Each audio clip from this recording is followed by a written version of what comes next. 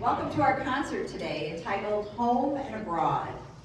If you are a person who dreams of travel, American author John Green may express your thoughts best when he says, "I'm in love with cities I've never been to and people I've never met." And perhaps some of you relate more to being a homebody. An unknown author once said, "I know I'm home when my heart is full and my soul is understood." No matter where you'd like to spend your time, we hope to provide you with an enjoyable afternoon reflecting on life at home and abroad through music. And now I'm pleased to introduce our conductor, Dr. Thomas Gamboa.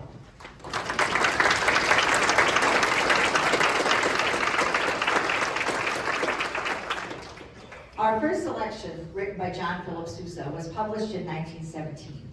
The title of his original manuscript was Solid Men to the Front, but Sousa crossed that out, eventually settling on the title, Wisconsin Forward Forever.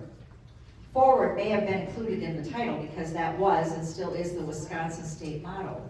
It is speculated that this march was written to salute Wisconsin's contribution to the war effort. Words to the march were written by the poet Burton Braley, a member of the University of Wisconsin's class of 1905. And the march was dedicated to the faculty, students, and alumni of the University of Wisconsin. In a salute to our home state, we present Wisconsin Forward Forever by John Philip Sousa.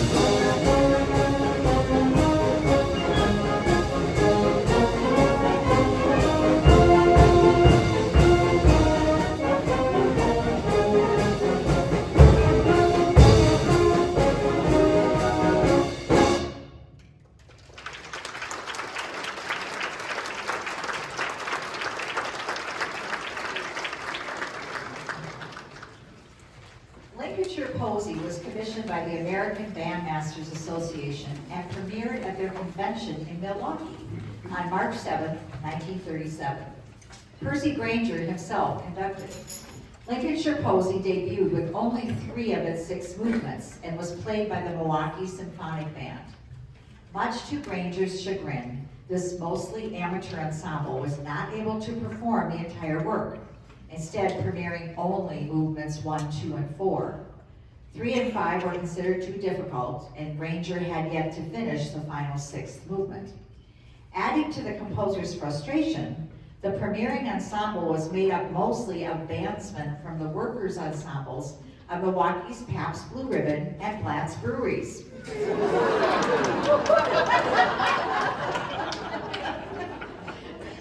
Granger, a famously obstinate teetotaler, would later write angrily in the published score that the performers cared more about their beer than the music. The entire piece finally premiered 3 months later. Granger himself described his work this way: "This bunch of musical wildflowers," hence the title, "is based on folk songs collected in Lincolnshire, England, mainly in the years 1905 to 1906. And the work is dedicated to the old folk singers who sang so sweetly to me. For these performers were kings and queens of song."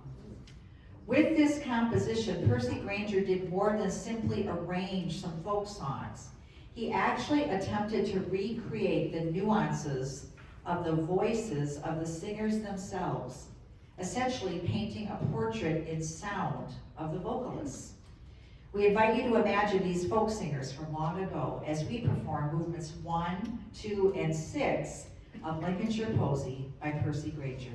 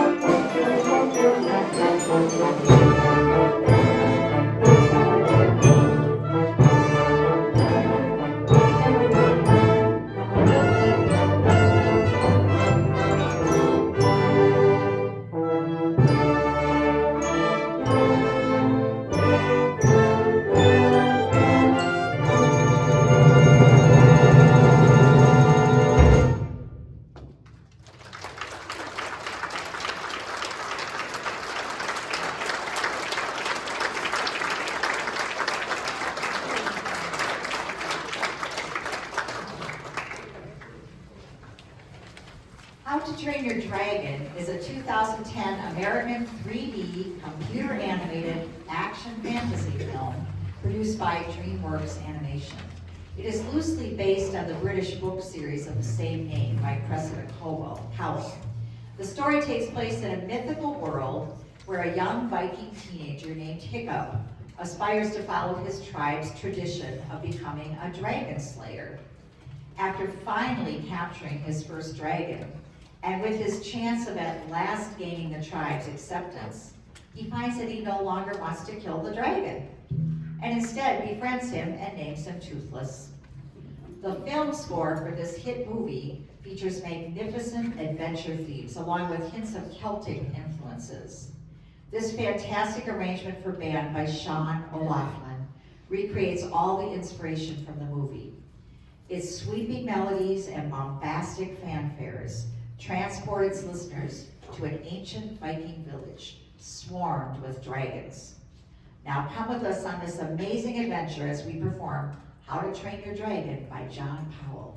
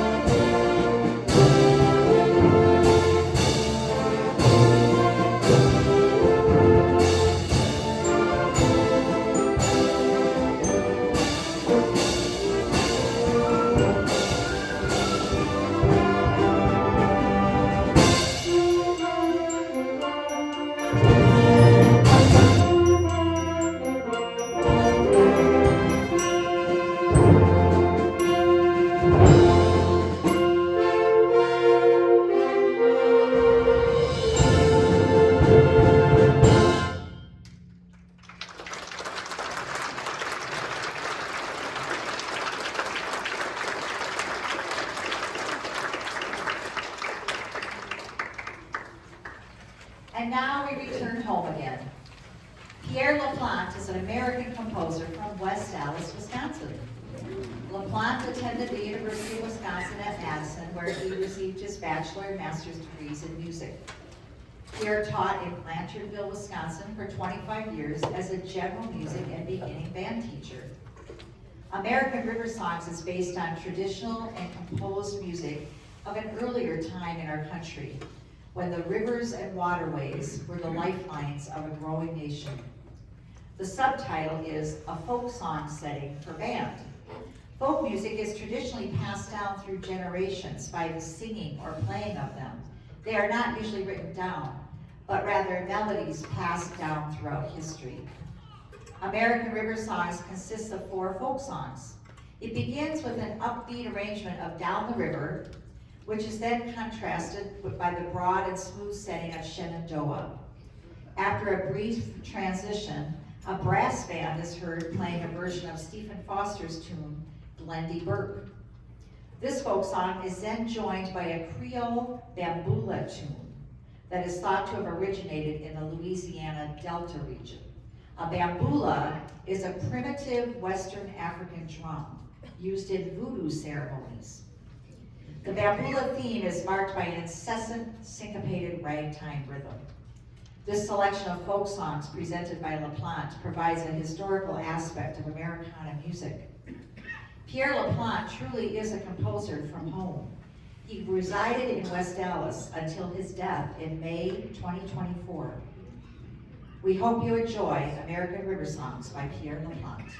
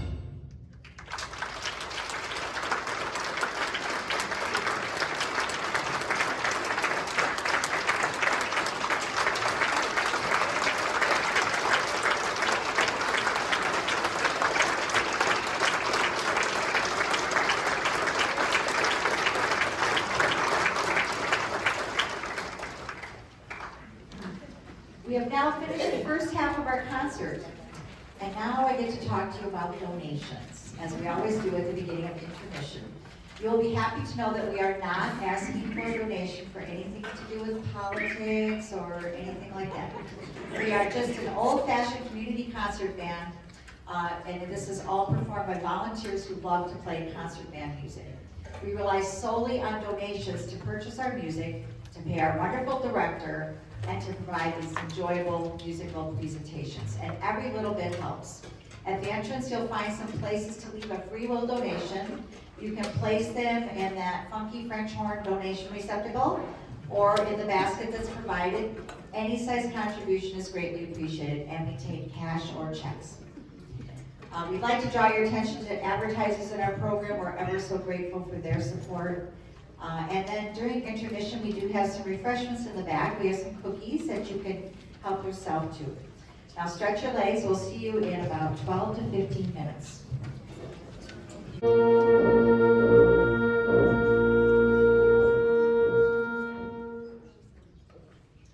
Please welcome back the Milwaukee Concert Band and our conductor, Dr. Thomas Gamboa.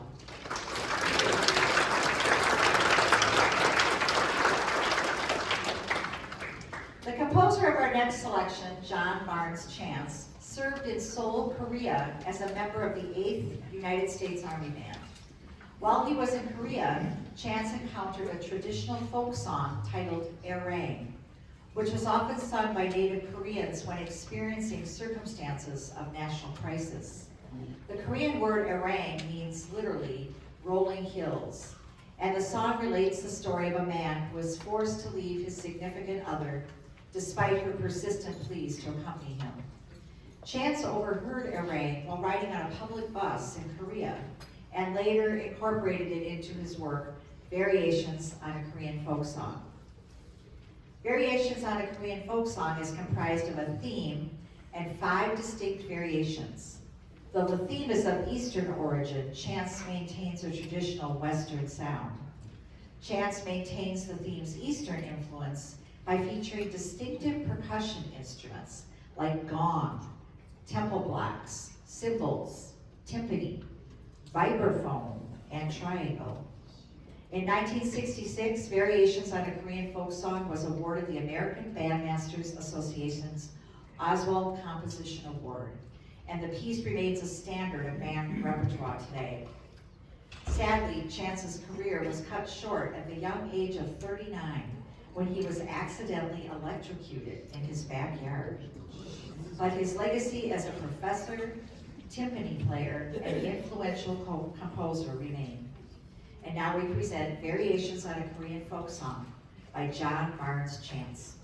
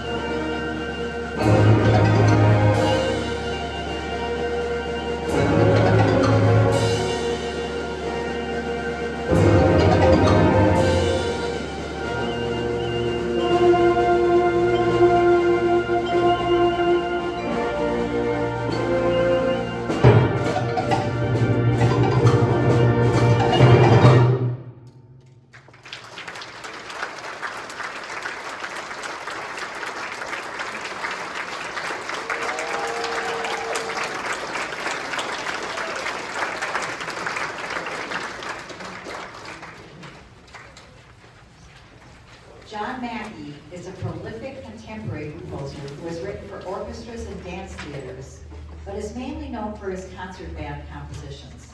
In 2014, he became the youngest composer ever inducted into the American Bandmasters Association. Our next piece is from Mackey's Symphony, entitled Wine Dark Sea, Symphony for Band, which tells the tale of Odysseus and his journey home following his victory in the Trojan War. This cruel moon is the song of the beautiful and immortal nymph Calypso, who finds Odysseus near death, washed up on the shore of the island where she lives all alone. She nurses him back to health and sings as she moves back and forth with a golden shuttle at her loom. Odysseus shares her bed. 7 years pass. The tapestry she began when she nursed him becomes a record of their love. But one day, Odysseus remembers his home. He tells Calypso he wants to leave her to return to his wife and son. He scoffs at all she has given him. Calypso is heartbroken.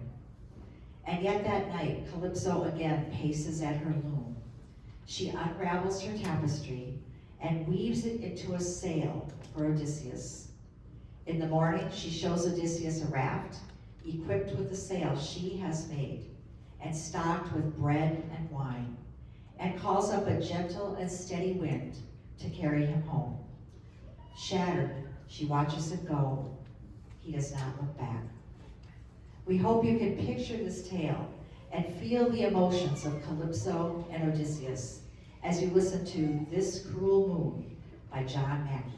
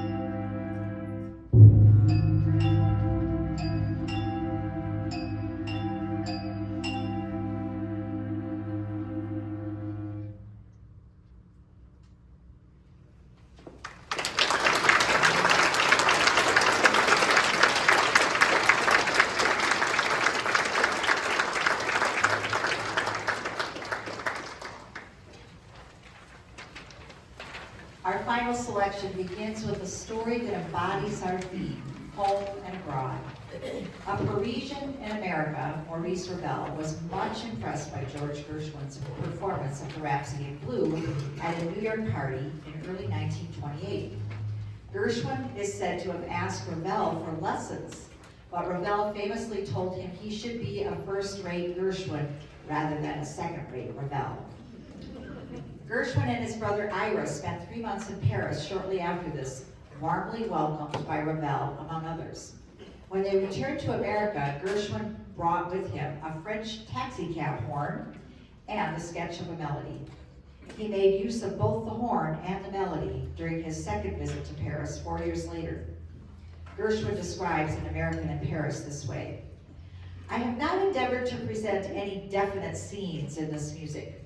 The Rhapsody is programmatic in a general, impressionistic sort of way, so that the individual listener can read into the music such episodes as his imagination pictures for him." The opening section is followed by a rich blues with a strong rhythmic undercurrent. Our American friend, perhaps after strolling into a cafe, has suddenly succumbed to a spasm of homesickness. The blues rise to a climax followed by a coda in which the spirit of the music returns to the vivacity and bubbling exuberance of the opening part with its impressions of Paris. And now we can all become Americans in Paris as we listen to this wonderful piece by George Gershwin.